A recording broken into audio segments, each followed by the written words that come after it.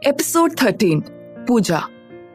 दादी ने उसकी बात सुनी और पार्किंग में पहुंचकर अपनी कार के पास खड़ी होकर उससे बोली, मैं भी ना तुम तीनों की दादी हूँ। मैं अच्छे से जानती हूँ तुम तीनों को, और अगर वो जिद्दी रोहन कपूर है तो मैं भी कविता कपूर हूँ, उसकी दादी। मैं भी जिद में उससे कम नहीं हूँ, और तुम्हारा वो भाई चाहे कितना भी अपनी जिद पर अड़ा रहे, लेकिन इस बार तो वही होगा जो मैं चाहूंगी। वो इस बार भले ही पूजा में शामिल ना हो, लेकिन हवन में आहुति उसी के हाथों से डलेगी। तुम वही करो जो मैं तुमसे करने को कहती हूँ। वो खुद अपनी मर्जी से चलकर वहां आएगा। निशांत ने दादी की बात सुनकर उन्हें मुस्कुराते हुए हाँ में जवाब दिया। फिर दादी और निशांत ने कार का दरवाजा खोला और कार में बैठकर वो दोनों वापस घर की ओर चल दिए। Present time. सभी लोग वहां खड़े रोहन, शान और निहाल को देख रहे थे। निहाल और शान दौड़कर दादी के पास आए, लेकिन रोहन वहीं खड़ा रहा। शान और निहाल दादी के अगल बगल आकर साइड में गले लग गए। शान ने दादी के गले लगे हुए बोला, नानी आप ठीक हो ना? आपको ज्यादा चोट तो नहीं आई? फिर निहाल भी उनके गले लगे हुए बोला, दादी आपको चोट लगी थी तो क्या जरूरत थी हॉस्पिटल से सीधा यहाँ आने की? वो दोनों दादी के गले लगे हुए इमोशनल हो रहे थे। तभी दादी उन दोनों के सर को अपने दोनों हाथों से सहलाते हुए बोली, मैं बिल्कुल ठीक हूँ, तुम दोनों इतनी चिंता क्यों कर रहे हो? तभी रोहन की आवाज आई, सही तो कह रही है दादी, वो बिल्कुल ठीक है। क्यों दादी? उसकी बात सुनकर निहाल चिढ़ गया और दादी से अलग होते हुए रोहन को देखकर बोला, यार रोहन, तुझे अभी भी ये सब झूठ लग रहा है? दादी थोड़ी देर पहले हॉस्पिटल में थी, तब भी तूने विश्वास नहीं किया और अब भी नहीं कर रहा। तभी वो दादी की तरफ देखकर आगे कुछ कहने ही वाला था। तभी उसने दादी को देखा तो वो हैरान रह गया। दादी बिल्कुल ठीक थी। उन्हें ऐसा देखकर निहाल दादी की तरफ देखकर बोला, दादी आपने झूठ बोला हम तीनों से। उसको ऐसी बात अचानक से बोलते हुए सुन शान भी दादी से दूर होते हुए उन्हें देखने लगा। फिर उन दोनों ने निशांत की ओर देखा और शान ने निशांत से गुस्से में कहा, ये क्या तरीका है निशांत? इस तरीके का झूठ कोई बोलता है? पता है ये सुनकर हम तीनों कितना डर गए थे। फिर निशांत बोला, लेकिन शान भाई मैंने कुछ नहीं किया। इतने में निहाल गुस्से में बोला, अच्छा तूने कुछ नहीं किया? तुमने सुबह कॉल करके शान को ये नहीं कहा था कि दादी सीढ़ियों से गिर गई है और उनके पैर में मोच आ गई है और वो अभी हॉस्पिटल में है? और फिर अभी थोड़ी देर पहले तुमने कॉल करके ये नहीं कहा था कि दादी हॉस्पिटल से सीधा पूजा और हवन के लिए यहाँ आ गई है क्योंकि वो जिद कर रही थी? बेचारा निशांत खामोश होकर उन दोनों की गुस्से भरी नजरें और बातें सहे जा रहा था। फिर शान दोबारा बोला, थोड़े और गुस्से में, पता है हम तीनों कितनी जल्दी जल्दी हॉस्पिटल पहुंचे और हॉस्पिटल में परेशान होकर तुम्हें और नानी को ढूंढते रहे, लेकिन आप दोनों मिलते कैसे? ये तो सब झूठ था ना। रोहन ने भी पहले भरोसा कर लिया था कि सच में नानी को चोट लगी है, पर जब तुमने दोबारा कॉल करके कहा कि नानी यहाँ आने की जिद कर रहे हैं तब उसे डाउट हुआ, लेकिन हम दोनों के बहुत बार कहने पर भी वो हमारे साथ यहाँ आ गया। अब रोहन का नाम सुनते ही निशांत की नजर रोहन पर गई तो उसने देखा कि रोहन तो उसे गुस्से से घूर रहा था। उसके बाद रोहन उसके पास आने लगा।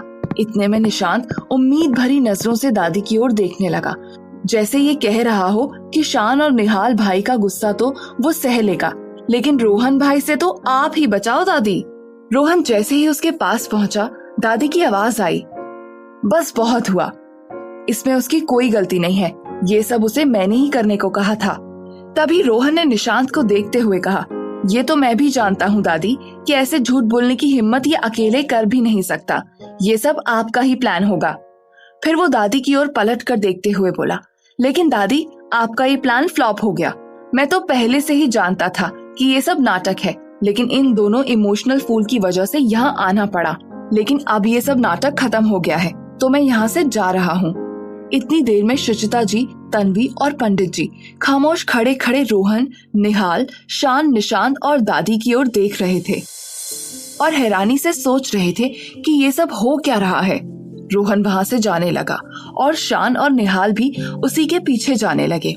तभी दादी ने रोहन से कहा, तुम यहाँ से जाकर अपने माँ बाप का अपमान कर रहे हो। रोहन उनकी बात सुनकर वहीं रुक गया और पीछे पलटकर दादी की ओर देखने लगा। दादी धीरे धीरे चलते हुए उसके पास आ गई और रोहन से बोली, तुम जानते हो ना कि तुम्हारे मम्मी पापा की हमेशा ख्वाहिश थी कि ये पूजा और हवन हर साल तुम्हारे जन्मदिन पर तुम्हारे हाथों से हो, लेकिन उनके जाने के बाद से तुमने जैसे उनकी हर ख्वाहिश से जुड़ी हर चीज, हर एक याद से मुंह ही मोड़ लिया हो। मैंने और सभी ने तुम्हें कितना समझाया, लेकिन तुम हम में से किसी की बात नहीं सुनते हो। लेकिन आज जब तुम यहाँ तक आ गए हो, फिर भी तुम इसमें शामिल नहीं हो रहे, बल्कि इनसे मुंह मोड़कर जा रहे हो। ये तो उनका अपमान हुआ ना। रोहन बेबस होकर बस वहाँ खड़ा उनकी बातें सुन रहा था, क्योंकि वो कुछ बोल नहीं सकता था। आज इतने समय बाद दादी ने उसे किसी काम को करने के लिए उसकी मम्मी पापा का वास्ता दिया था। वो अपने मम्मी पापा को याद करके भावुक हो रहा था, लेकिन वो ये भाव अपने चेहरे पर नहीं ला रहा था। वो अभी भी सभी के सामने बिना भाव चेहरे के खड़ा था, लेकिन दादी जानती थी कि वो इन बातों से अभी मन ही मन बहुत दुखी हो रहा है।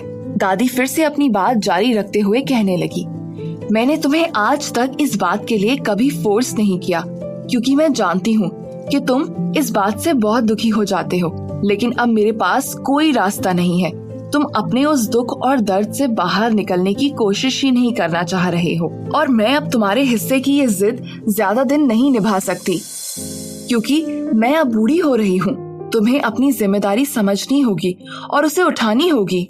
उस बात को गुजरे 23 साल हो चुके हैं। जितना दुख और दर्द तुम्हें उस बात से हुआ था, उतना ही मुझे भी हुआ था।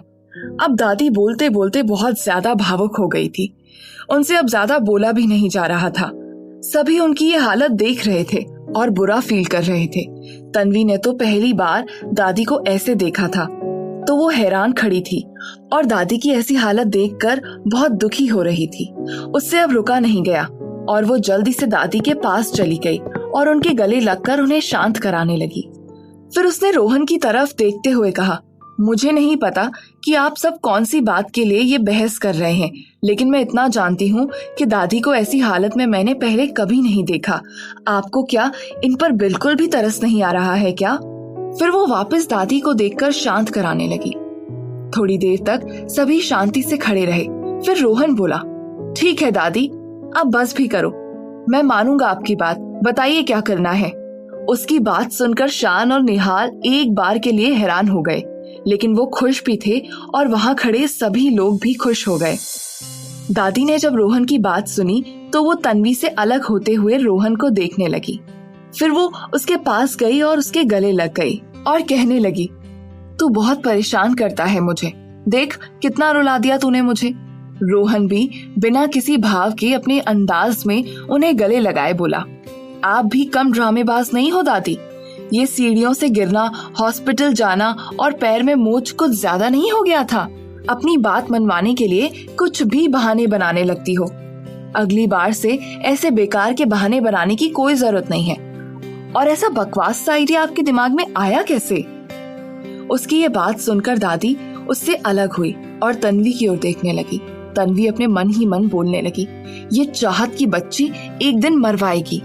दिन भर टीवी देख देख कर ऊट पटांग तरीके सीखती है, खुद तो वो सब हरकतें करती ही है, अब दादी से भी ये सब करवा रही है। शुचिता जी ने दादी और तन्वी को आपस में एक दूसरे को देखते देख लिया और जल्दी से आगे बढ़कर दादी से बोलने लगी, मासी जी, कहा था मैंने आपसे उस पागल लड़की के कोई आइडिया को फॉलो मत करना, लेकिन आपने मेरी बात बिल्कुल भी नहीं सुनी थी। अब देखिए। इतने में तन्वी बहाना बनाते हुए सभी से बोली, ये आइडिया ना दादी को टीवी से मिला है। कल रात को चाहत, मैं, गुड्डी और दादी टीवी पर चाहत की फेवरेट एक मूवी देख रहे थे, चंट चालाकी 420। तो उस मूवी में भी एक दादी अपने पोते को घर बुलाने के लिए यही सब ड्रामा कर रही थी। तो उस सीन को देखकर दादी को भी ये आइडिया आया कि उन्हें भी यही करना चाहिए। फिर वो दादी को देखते हुए अपनी आंखों से इशारा करते हुए बोली, है ना दादी, यही हुआ था ना? पहले तो दादी उसकी बातों से कंफ्यूज हो गई, फिर बाद में उसकी बात पर सर हिलाते हुए बोली, हाँ हाँ, यही सब हुआ था। इतने में शान बोला, नानी, आपने कब से फिल्में देखना चालू कर दिया? उसकी बात सुनकर दादी उसे घूर कर देखने लगी, क्योंकि उन्हें लगा कहीं इन बातों से उनका झूठ न पकड़ा जाए। फिर वो शान की बात से चिढ़कर बोली, क्यों, मैं फिल्में नहीं देख सकती? तभी रोहन बोला, दादी, ऐसी बेकार चीजें मत देखा करिए और उस पागल लड़की से जितना हो सके दूर रहिए। खुद ऐसी बकवास फिल्में देखकर पता नहीं कितनी पागल होगी, और अब आपको भी ऐसी फिल्में दिखाकर खुद की तरह बनाना चाहती है। देखा नहीं आपने कितना बकवास सा आइडिया डाल दिया आपके दिमाग में। तन्वी रोहन को देखते हुए मन में सोचने लगी, अच्छा हुआ चाहत यहाँ नहीं है। अभी अगर इस इंसान के मुंह से वो उसकी और उसकी फिल्मों की ऐसी बुराई और बेइज्जती सुन लेती तो अभी यहाँ कुछ और हो न हो इस अकड़ू बंदे की क्लास जरूर लगा कर रख देती। तभी शुचिता जी ने पंडित जी से कहा, पंडित जी 11 बज गए हैं, अब हवन शुरू करें? पंडित जी बोले, हाँ मुहूर्त शुरू हो गया है। आइए आप सभी लोग अपनी अपनी जगह पर बैठ जाइए। सभी लोग वहाँ बैठ गए। रोहन और पंडित जी हवन के पास बैठ गए। पंडित जी मंत्र पढ़ रहे थे और रोहन अपने हाथों से पंडित जी से बताए अनुसार हवन की अग्नि में आहुति दे रहा था।